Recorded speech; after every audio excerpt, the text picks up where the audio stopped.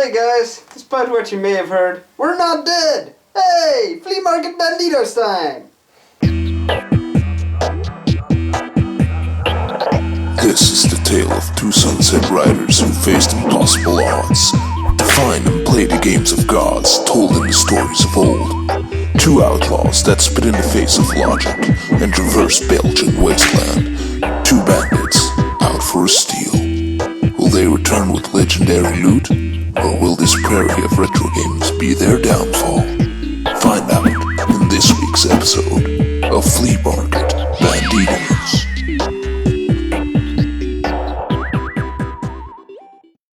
Welcome to episode number 10 of Flea Market Bandidos, episode number 5 of season 2 of Flea Market Bandidos. Last few weeks for us have been a bit busy. Steve had a lot of his exams coming up. I had an evaluation for work going on. Didn't go too well. I still have my job, so that's good, I guess. Because otherwise we'd have to make a really popular YouTube channel, and Lord knows we can't do that for shit. This episode will most likely be kind of a compilation of flea markets we've visited, but we didn't add to previous episodes. So the finds you'll see here aren't all that spectacular per se. In the meantime, we didn't have a lot of time to get a lot of footage, but we did go to 5 flea markets, I think 4 or 5, that we didn't show you yet. And there was a reason why we didn't show you yet, but we're gonna make it as fun as we can! The first place we went to was more of a garage sale in a town called Reet. The first of the flea markets we went to was in Ass, or in Dutch it's called Reet, but really it literally means ass. And quite strangely, Ass didn't have shit.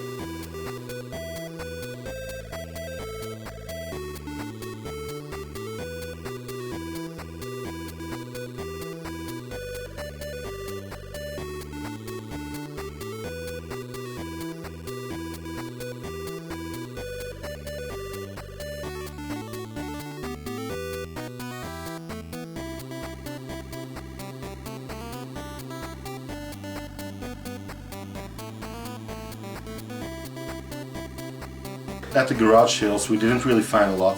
We had to drive out there, it isn't really that nearby, so we kinda had high hopes for that day. Yeah, it was a big place. Yeah, it was. It was a big ass. It was a big fucking ass. So a lot of places, a lot of houses participated in this sale. So that gave us even more hope, but once we started to go through them, we kinda noticed that they had very little games. I mean, a couple of mandatory PS2 titles here and there, and I think we even saw a Wii, which I've been wanting to pick up. I've been wanting to pick up a second-hand Wii, but I haven't found one that was reasonably priced, and neither did I at Lit. We should have asked more, you know. A lot of people don't understand that they have something that's worth selling, that people want to buy. A lot of people don't understand that you want to buy like a box Nintendo or something. So we really should ask that more in the future. But it was kind of weird, because you went to one house and then there were 5 that didn't do anything, and then you found the next house and you could spot 2 in opposite directions all the way out there, and if you walk to the one there then you forget to go to the other one, and it was also confusing because we didn't know where we were, and by the end of it we were so lost and our cameras were starting to run out that we actually I think we barely made it back to our car. That very same day, by the way, we had to film the first flea market with obvious a cell phone because our camera was kind of running low on batteries. But that very same day we went to visit a flea market more nearby in a city called Hoboken. New Jersey, Hoboken represents, no, not New Jersey, Antwerp, Hoboken. Yeah, we have Hoboken too. And it had a flea market. It was actually a pretty fun flea market. It wasn't too big, it wasn't too small, it was just right. Just like the porridge. But it was also hard to find something. It didn't help that I think that we lost a lot of time by going to Reet, to Ass, and missing out on a lot of stuff that was there beforehand, you know. But there were some cool things. I thought about picking up a PlayStation 1 for a friend of ours who said he wanted one, but the guy asked like 20 euros, I think, and I think that's a bit pricey for PlayStation 1 with only one controller and no games, and no memory card, so that's a bit too much. I didn't find a lot there. I didn't find anything there, actually. I think I saw a few PS2 titles, of course, but nothing really worth mentioning, I think. I did notice that somebody was selling a couple of Xbox 360 games now. I'm not really that into Xbox 360, and with that I mean I don't care for it at all. But Obvious likes it, so I thought I'd mention to Obvious that there was a Castlevania game there, because I know the classic Castlevania games were pretty good. At first I didn't even want to bother, because I've never found a video game of Xbox 360 on a flea market for anything less than 10 euros. I don't know what it is, but people think that just because it's an Xbox 360 game, that must mean it's a good game and that it's worth a lot of money. I don't get that. I mean, you have PlayStation 2 games that go for like €1 or €2, which is fine, and the Xbox 360, okay, it's a gen later, but not every game on Xbox 360 is gold. And let me tell you, Castlevania for Xbox 360, it sure as hell isn't. I looked it up, it got pretty good reviews. It's a hack and slash game, action-based, kind of like Dante's Inferno, but Dante's Inferno is a good game. This one, maybe it gets better in the later stages, but it's just so bland. I don't understand how it got like 8.4 out of 10. Though, to be honest, nowadays I also see some sites that only... If a game has like a 9.6, then it's a good game. If it has a 9.2, it's an average game. It's a weird way of rating games, isn't it? I mean, a bad game should be like a 4. A 5 is passable. It's this weird rating system for video games that makes it pretty hard to understand, because let me tell you, this one had like an 8.4 on IBM or something, I forget what it's called. IGN? IGN? Yeah, I think IGN. And it was not a good game. I don't know who rated that, but it's not worth an 8.4. And it's kind of a shame, because I was kind of happy to have a Castlevania game. I still am. I mean, I found it for €4, which I couldn't believe. I'd buy it for that alone on principle, because it's the only Xbox 360 game in Belgium that I've ever found secondhand for such a low price. And I'd buy it again just for that. But Castlevania, I haven't played them yet personally, but I've seen people play them, and Steve is always on about them, and they look like pretty fun, cool games. The side-scrollers one, I also think you had one for the GameCube, which sucked, but the side-scrollers ones, those were awesome, and I'd pay like twice as much as I paid for this to have it on the Xbox 360. What's it called again? You have this shop thing that you can buy like Shovel Knight kind of games, indie games. I'd pay for that, but this one, not really great, no.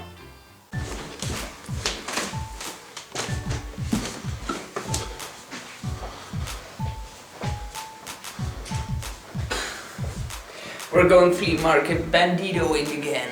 Yay!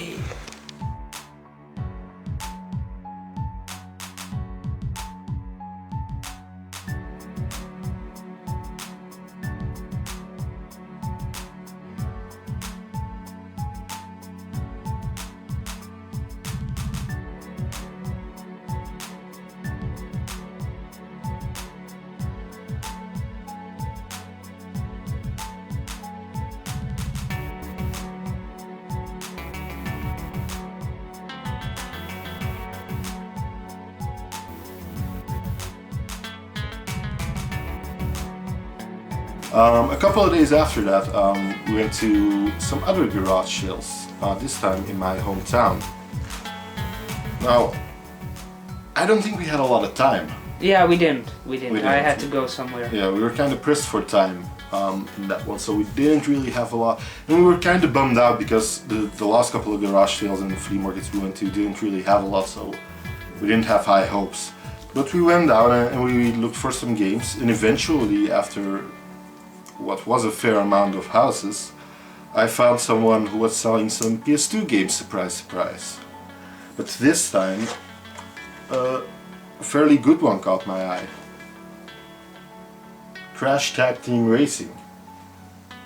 Anything to do with the Crash Bandicoot series is okay, I guess. It's something worth having in your collection if it's at a reasonable price. Plus I don't have a Crash Racing game yet, so I thought I'd pick it up. I believe I paid 50 cents for it, I don't know, a euro or 50 cents, something like that, something neglectful. But everything's here, the booklet's in there and the CD and everything's okay. So that's, I guess it's better than nothing. Weren't we also trying to meet up with Nexius and he didn't show? Yeah, Nexius was supposed to come, but I guess he was hungover again, I don't know.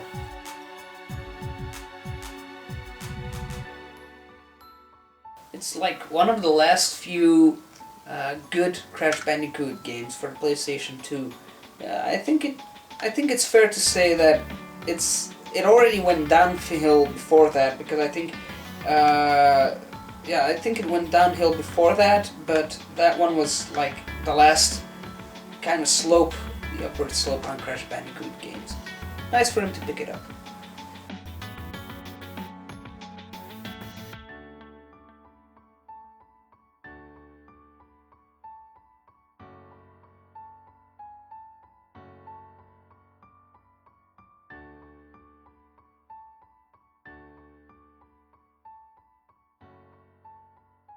Fourth flea market was a big one in Deurne. Like, what was it?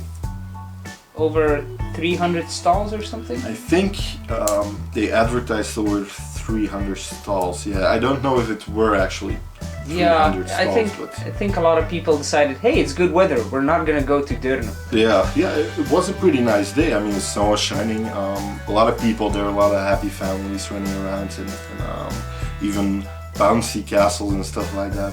Yes, yes. It looks to be pretty big. That's what she said.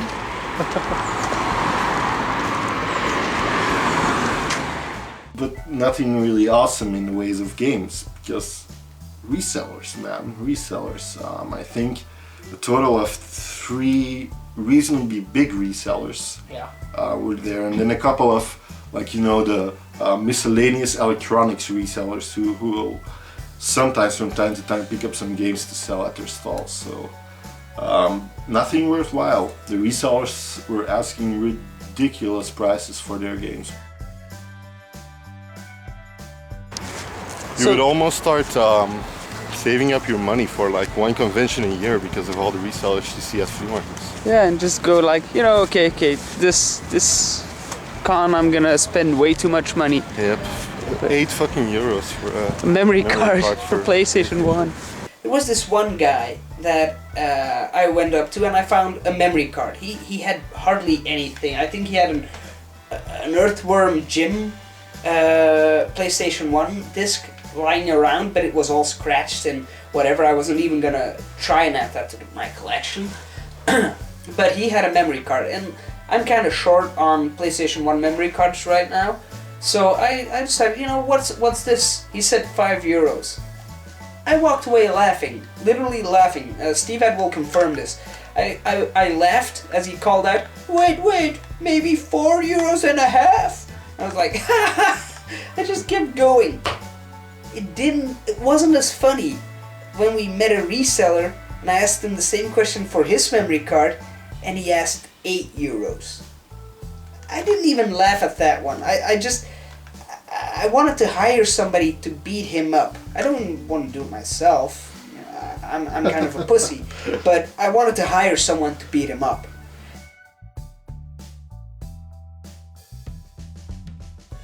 It's like, nope, I'm not even gonna negotiate with you. You don't deserve to be negotiated with. Yeah, obvious. Wound up buying one game there, some random racing game, New York Racing or something like that. I bought a racing game! Yay! And I haven't played it yet. But I don't want to play it because it doesn't look like a good game. It looks like an awful game, but it was, I think, €1. And let me tell you, we've found resellers before. We've learned to deal with that. But the entire market, by the time we got there, was picked clean, to the bone. The only thing that was left were resellers, useless shit, and a few people that didn't know what games were and weren't resellers, but had like ridiculous standards. I bought this simply because it's the only way too expensive game it was, €1, and that's like the cheapest thing you can find on this flea market game-wise. Really. It's true. I don't know if this is a good game, I doubt it, but I just bought it because it's like the only person that really knows that you can't ask too much for these games. Yep, it was. It's like rewarding. So yeah, we wound up walking away with just that one game and a lot of regret that there wasn't a lot more there. So the last flea market we went to was Back to the Rape Shack. We're going to another flea market in Wilrijk, Back to the Rape Shack.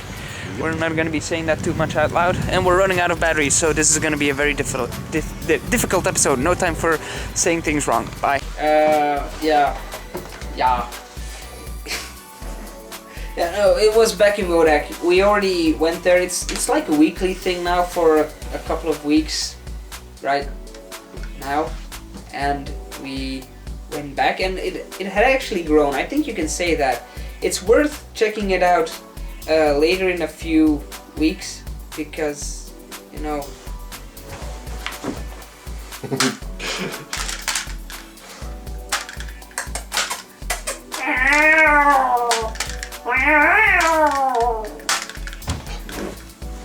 Are we that desperate for views, man? Yeah, I guess we are.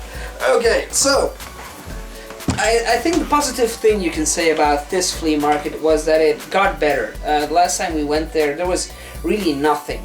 And this time there was also nothing, but there was better nothing. You had some PC games at least.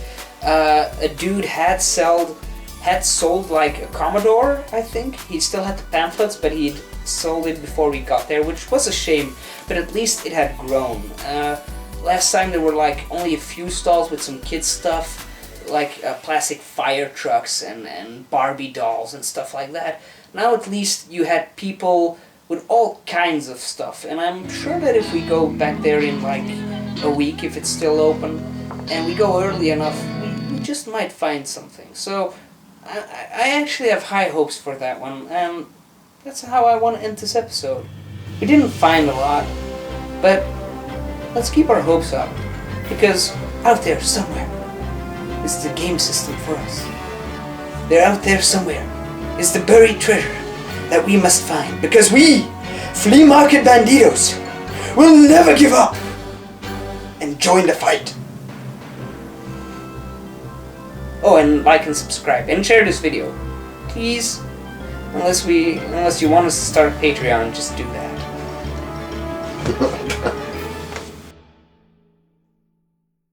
We had another desperado joining us in our quest this time. You know him as Nexius. He's a very dangerous outlaw. Yeah, so we went to pick up Nexius, who wanted to join us at the Calcan convention. Sponsored by Coca-Cola. It turned out Nexius was a little bit hungover from last night.